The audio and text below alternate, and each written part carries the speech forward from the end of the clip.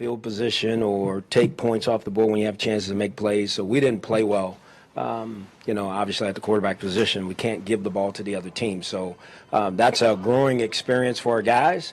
There were some plays there to be made. We just didn't make them. And so we'll grow from this. I know we will. And we'll go back to the drawing board and get it back to where it needs to be. But I don't care what level of football you play. You can't turn the ball over as many times as we did today and think you're going to be successful. So, and that being said, there was still a time in that game we still had a chance to rally back, and then we turned it over again. So we got to grow from this, and we will. And I hate it. I hate it for the guys because I think there's some individual effort and some unit efforts that are guys are doing some good things. But we got to play as a football team, a whole team, and that's what it's going to take as we go keep going through this season. Can you go through what happened to Kaiser and why it came back? Yeah, Kaiser had a migraine, okay? And obviously he had to be, when you go through those processes, you also check for a concussion. Never was a concussion, but he was checked for one. He had a migraine. He came back. He was fine. He was totally cleared. Everything with him was fine, so that's why I put him back in the game. He's our starting quarterback, deserved to be out there playing, and that's why he went back out there and played. How did it just develop during the course of the game? Yes, it did. So you guys had no idea? No. I mean, I could just tell that something, was going on. So that's why I had him check with the trainer. They went through their process, and obviously our guys did an excellent job. Took him in, evaluated him from head to toe, passed every test. That's the only way he could come back out there, I'm sorry, yes, he does have a history in his past of migraines. He does. So we got through that, and he was healthy and ready to go and went back out there. Did he seem normal to you when you put him back in? Oh, yes. Oh, no. He was fine. I wouldn't have put him back in if he wasn't normal. He was Deshaun again. He was totally, like I said, he was cleared medically. He was cleared by me. He was fine. Our conversations were still good. We just didn't get it done. That sequence at the end of the first half, you guys have the ball, and you have a chance to maybe even get a field goal out of it. Yes. And you turn it over and Yes. you score. Oh, yeah. That was a huge point in the game. And again, like I said, I got coached better. We got to learn from that. You can't throw the ball back across the middle in that situation. Even we just throw it out of bounds would be okay. So we got to learn how to say uncle. Just like I told our guys, we haven't truly grasped that yet. In this league, like I said, you can't turn it over. You turn it over, bad things happen. Do you have a few minutes to get Kevin ready, or was it instant? Instant. It was instant. Once he was out, and that's why Kevin's the backup quarterback. I thought there were some good things he did really well until we turned that ball over. Again, the turnovers are going to always stick out because it either stops you from scoring points or it leads to other points for the other team, and that's what it did today. So can't do it. Was there any thought on that drive we're talking about? I think he might have picked up a first down. Clock was ticking down. Thinking of taking that timeout right before you got the false start. And you got that like No, we needed to take another play, see what we got, then take the timeout. If we needed to. That's the way I was going to play that.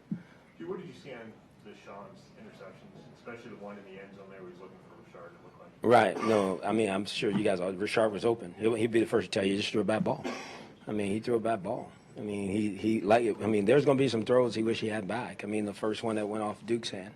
We were rushing, and so he's got to always keep his poise, and I think the clock was squeezing him. The clock was going down. There was emotion that was tied to that. He was trying to get that going and then just lost, kind of the process of the play, and then the ball gets tipped off of Duke's hand, and here it goes the other way. So there were some unfortunate things that happen, but there's things that he will grow from because they need to happen because that's when you got to keep your poise, handle everything, and it's okay. Either we take a sack or we throw the ball out of bounds, we still get to live with the ball, whether we punt it or kick a field goal or whatever that is. But if you turn it over, the other team now has it. What's your main message to him after this kind of game? Well, it's go back to the fundamentals, back to where we put our eyes, back to playing with our urgency. I think for him, again, he's not going to play every game perfectly. So I do know that. So me and him had a great conversation on the sideline. He gets it.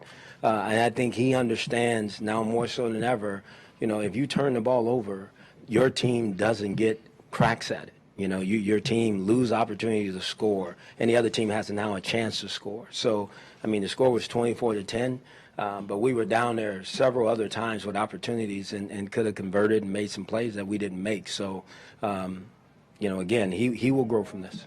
How did it happen that Higgins, who just came off the practice squad Friday or Saturday, led the team. I mean, he looked like the best receiver out there. He made some plays, and that's why we elevated him.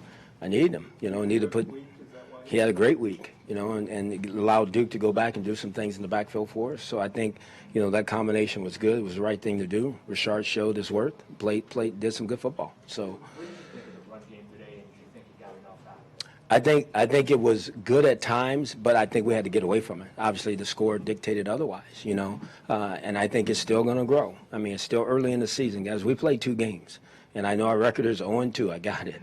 But our running game is going to be what I need it to be. I just think what happens is, the flow of the game and how the game's going, there was a couple good runs we ripped off. We need to rip off some bigger ones as we go, and I think we will. How do you prevent Deshaun from getting rattled by this or losing his confidence by this? He's not that kind of kid. He's not going to get rattled by this. He'll go back to work with more resolve and understand that being on top of every little thing is so important, that how important every throw is. Not that it's pinpoint accurate all the time. You're going to miss some balls every now and then, but you can't miss them and the other team gets them. So he'll grow from this, no question about it. To piggyback off Tony's question, I know, like you said, it's early, but to have a guy go from the practice squad to being your leading receiver, does that say anything else about some of the other guys right now? I need to watch the tape. I know where you guys are going. Let me watch the tape. Till I watch the tape, can I tell you that? We have plays designed for just about everybody that was out there today. Why we didn't make them, I can't tell you right now at this particular point in time. Hey, the injuries, Coleman, Britt, and Jamie look like they got banged up late. I think Jamie is going to be checked for a concussion. Coleman has a hand, and we'll check that out. And you mentioned somebody else? Kenny Britt looked like he was slow getting up. Kenny Britt, I think Kenny's fine. There was nothing brought my attention about Kenny. At the end of the half there, is that obviously we're talking mostly about the offense, but that was one where you probably needed your defense to make one play there. Listen, our defense tried. They were trying to make every play that they could. We can't keep putting them out there that way too. Yeah, it's a team game. But again, you keep putting those guys out there in that situation where they got to get them stopped after you turn the ball over. That's tough. I mean, let's just be honest. You keep giving good teams whacks at it, eventually they're going to crack the code.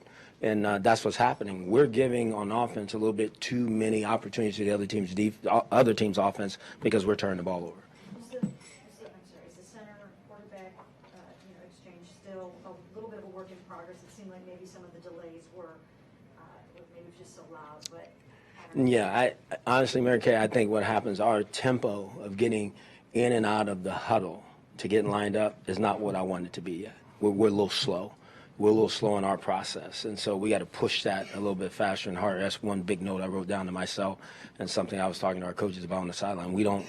Our tempo needs to be much faster. How do you speed that up? It's coaching. We'll get that fixed. Good. What do you think of Hogan? Last one here. I think Kevin did some good things. Like I said, I mean, that's what we expect Kevin to go in the game and do. I mean, obviously, if he doesn't turn our ball over right before half, I just would have liked to see where we would have been, regardless of whether we scored or not. Just don't turn it over and give them an opportunity to come back down and score. And that's what we did.